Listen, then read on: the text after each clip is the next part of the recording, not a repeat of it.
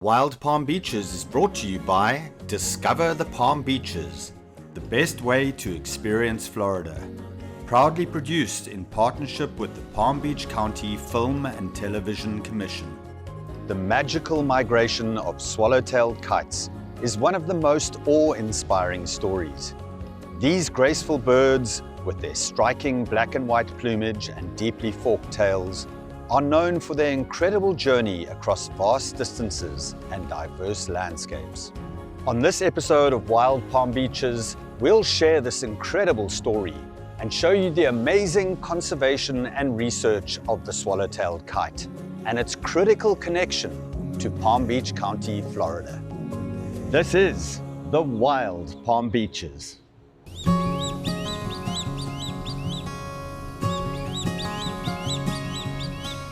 High above the forests of the Americas, where the skies stretch endlessly, a stunning spectacle unfolds.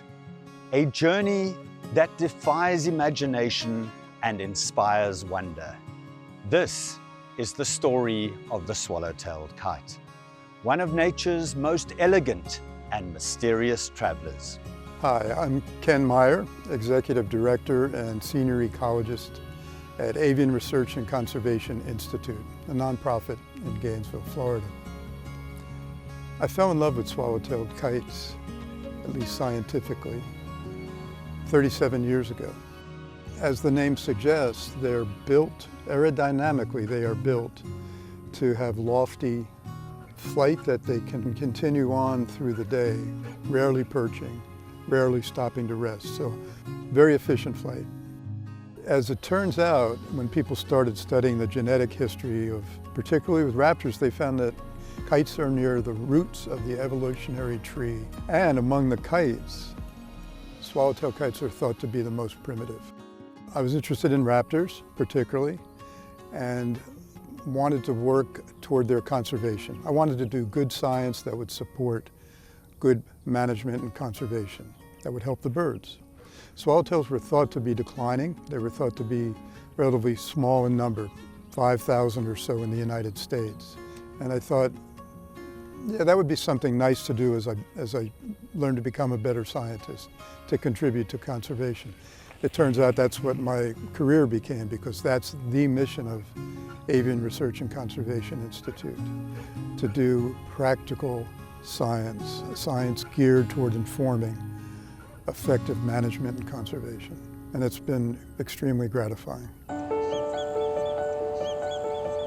Swallow-tailed kites are known for their exceptional flying abilities. During migration, they often form large flocks called kettles, soaring and gliding on thermals. These groups sometimes include hundreds of birds, creating a breathtaking spectacle as they twist and turn in the sky. The swallowtail kites are perfect flying machines. The gliders that humans have invented all have long, narrow wings. As it turns out, that's a very efficient wing. If you want to glide, if you want to persist at long bouts of flying without a lot of wing flapping, the best kind of wing to have. If you want to migrate long distances without using a lot of energy, it's the best wing to have. Swallowtail kites have long feathers in their wings, and especially, of course, in the tail. Everybody wonders why swallowtail kites have that long forked tail.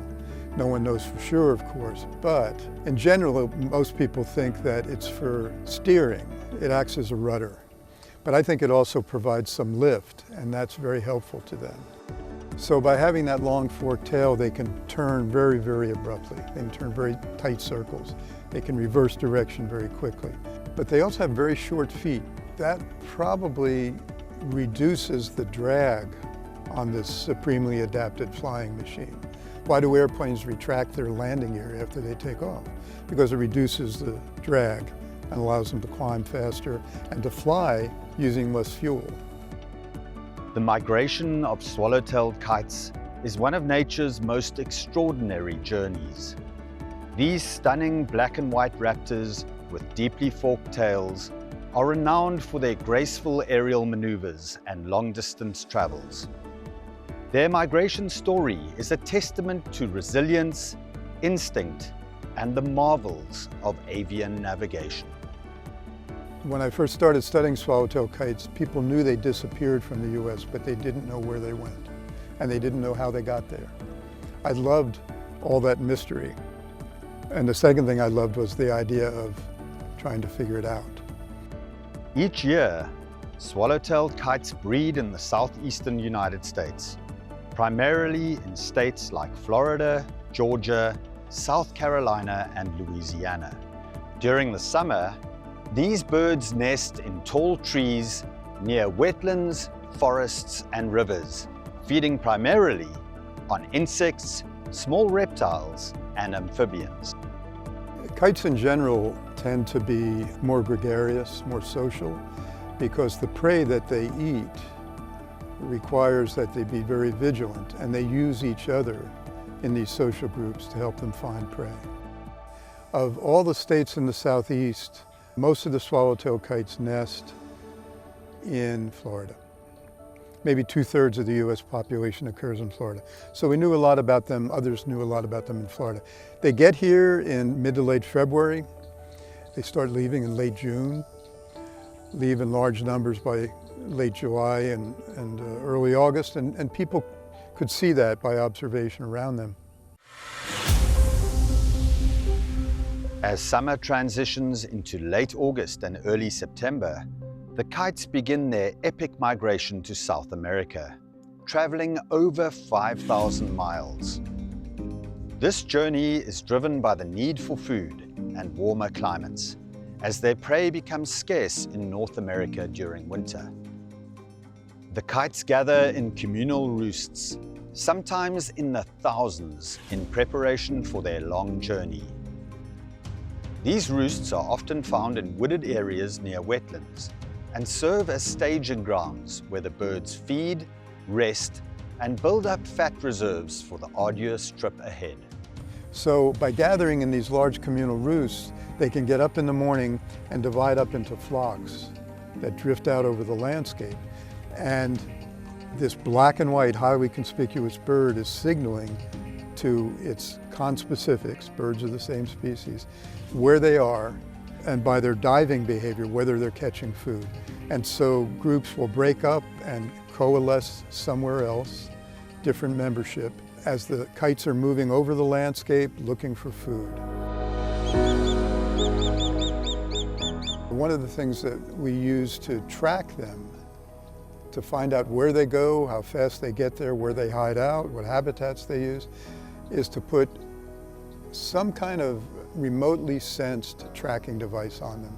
Whether you have to follow it with an antenna, old VHF radios, simple radio technology.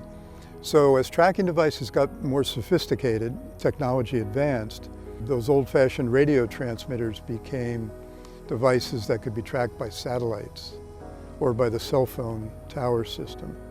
And as those became more sophisticated, the designers were adding GPS capability, just like we have in our phone or that we use in a car or when we're hiking.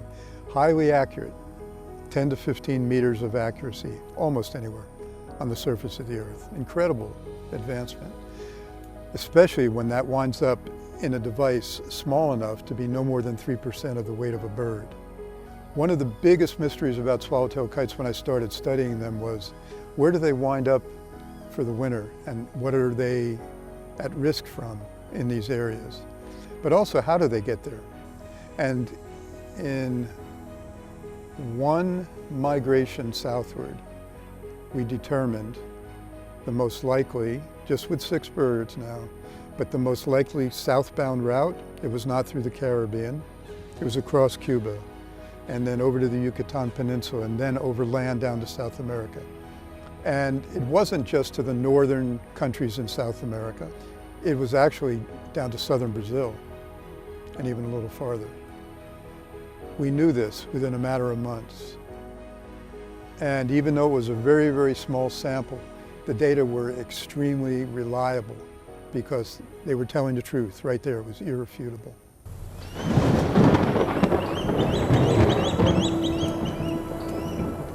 Their journey is not without challenges. Swallowtailed kites must cross the Gulf of America, a vast expanse of water with no places to rest. This non-stop flight requires immense endurance and energy. Along the way, they also face threats such as storms, habitat loss, and predators. Despite these dangers, the kite's ability to navigate across continents is astounding, guided by a combination of environmental cues, the Earth's magnetic field, and celestial navigation.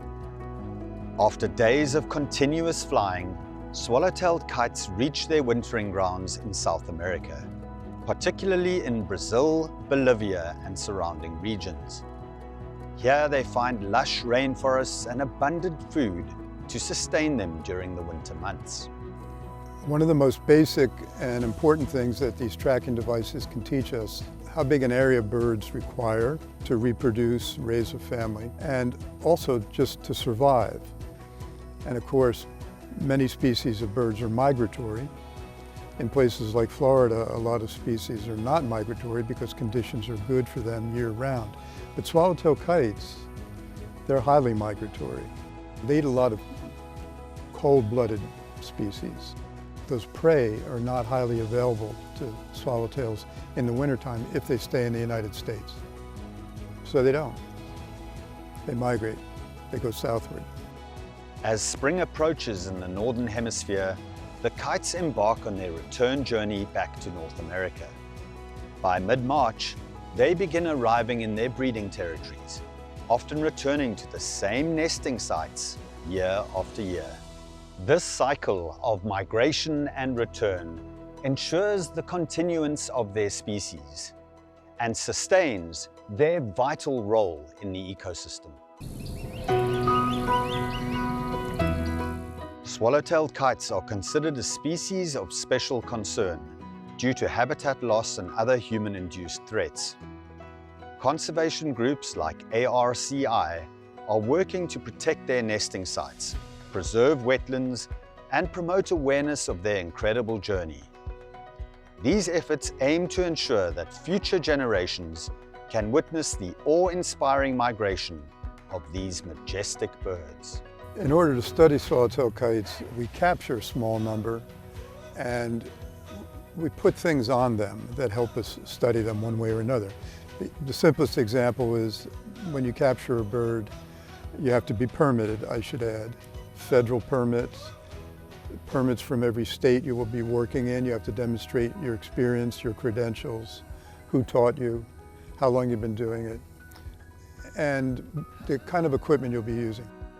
Swallowtailed kites are one of the most fascinating migratory species. Using satellite tracking, we've been able to uncover the secrets of their routes, stopover points, and the critical habitats they depend on. Thanks to technology, we're learning how to protect these birds and the ecosystems they call home. But beyond the science, there's a magic to their flight that touches the soul. Watching these birds is like witnessing a ballet in the sky, a reminder of nature's beauty and resilience. As we marvel at their journey, we must also take steps to ensure their survival. Habitat loss and climate change threaten the swallowtail kite's future. By protecting their homes, we protect a vital piece of our planet's natural heritage. One of the reasons, many reasons I love swallowtail kites is they remind me that ARCI began because we wanted to address the needs of what a lot of people call forgotten birds, forgotten species. I think the swallowtail kite story encourages us all. They are telling us, the more that we study them, that if we can recover swallowtail kites, reverse a population decline, then we can save all that is so dear to us and that we need to save. From the forests of the Americas to the Palm Beaches, the swallowtail kite's journey is a story of endurance, grace, and connection. A testament to the power of nature and the wonders that inspire us all. Together, we will ensure that future generations can witness the magic of the swallow-tailed kite.